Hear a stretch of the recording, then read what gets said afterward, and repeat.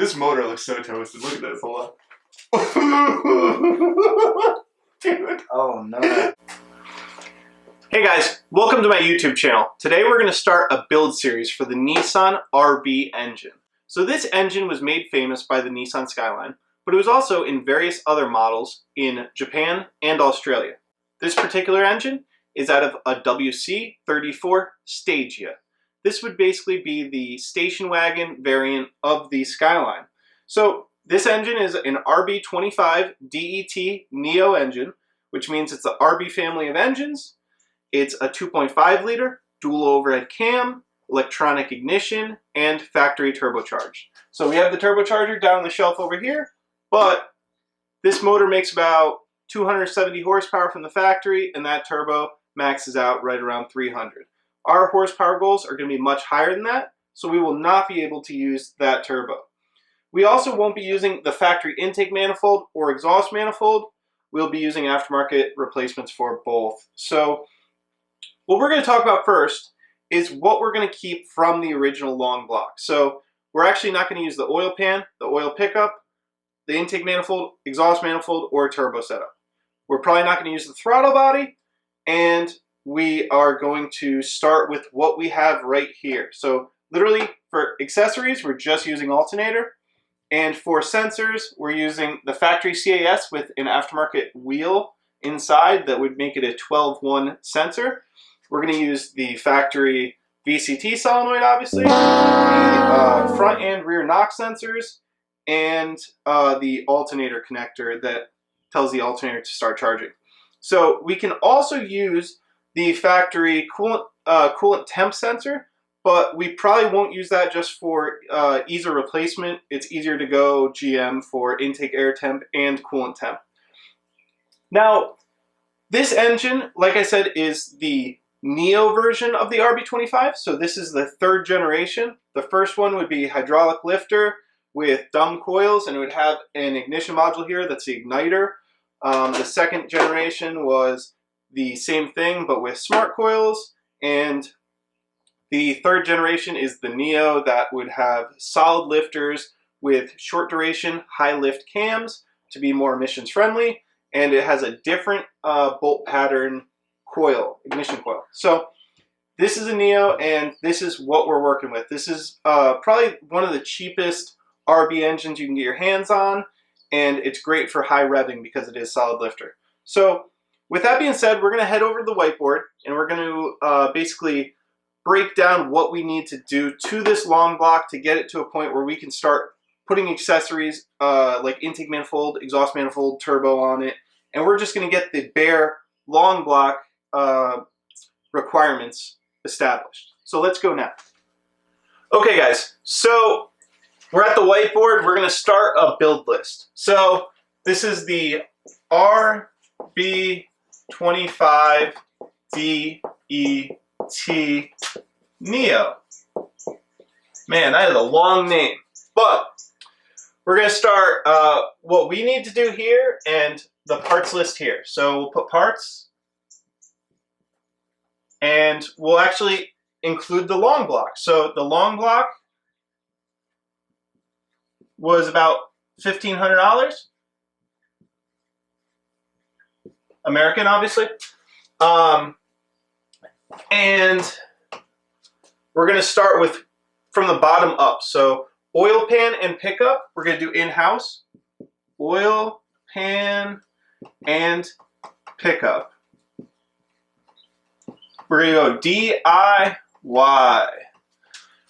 Next is going to be the oil pump. Now there's a few options for oil pumps. Basically, you could go Nitto with the billet gear, or you can go external. So our setup, we're going to probably go external, but we're not 100% sure on that yet. So it's going to depend on if either of the companies can help us out in any way.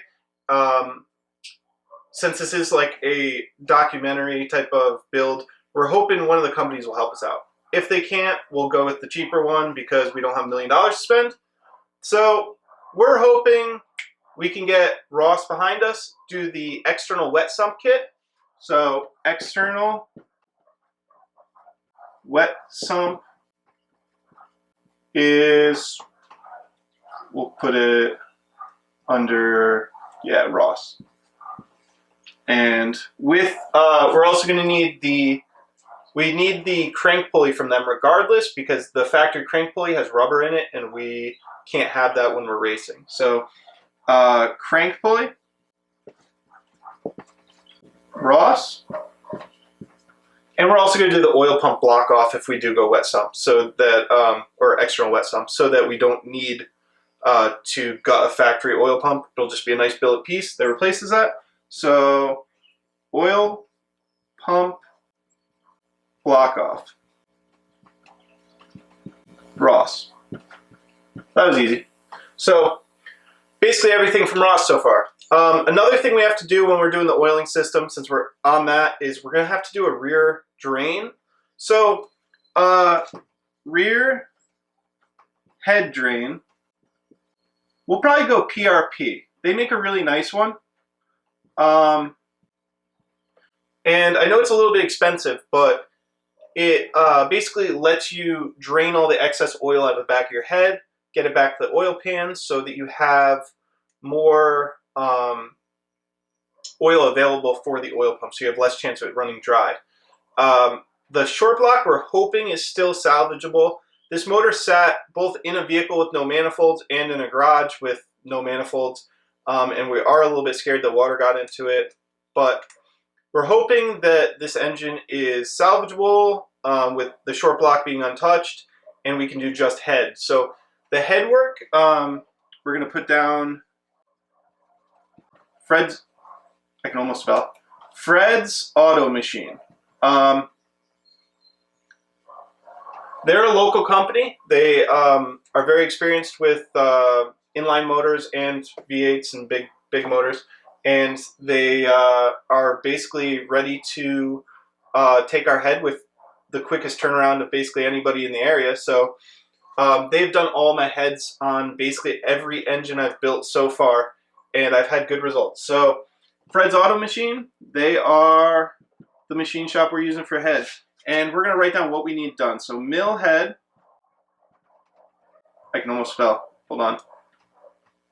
Isn't it funny you can misspell stuff when you're trying to write it on a whiteboard? Mill head, 5-angle valve job, and then we're going to do grind valves, and set lash. So the huge downside of having a solid lifter engine like we have is that when we set our valve lash, we have to be very specific with setting it correctly. So it's going to involve either changing buckets, tipping valves, or changing shims. Now, it might be a combination of all three. I don't really know particularly how it's going to be with this motor, but we need all this stuff done, and this is going to lead to more parts, obviously. So SuperTech valve seals first, valve springs, and valve spring retainers. So the valve seals I think are about $40, and I think these are about $500. All right, and that's T here so we know. And that's going to get our head complete, but now we still have to get the head on the motor, and that's going to take a Cometic head gasket, as well as ARP head studs. Okay, now that should get us a complete long block, and I know other stuff will probably come up, but that is really all we have on the list for now. The other thing I'm going to have done is, while all of this is going on, I'm going to take the valve covers off, and I'm going to have them shaved and bunged for the catch can that I'm going to use. So it's going to be a -10 bung on each valve cover, and I'm going to have all the other holes shaved out so that we don't have to plug or mess with any of the other stuff. So It'll be shaved and bunged valve covers. We're going to put here.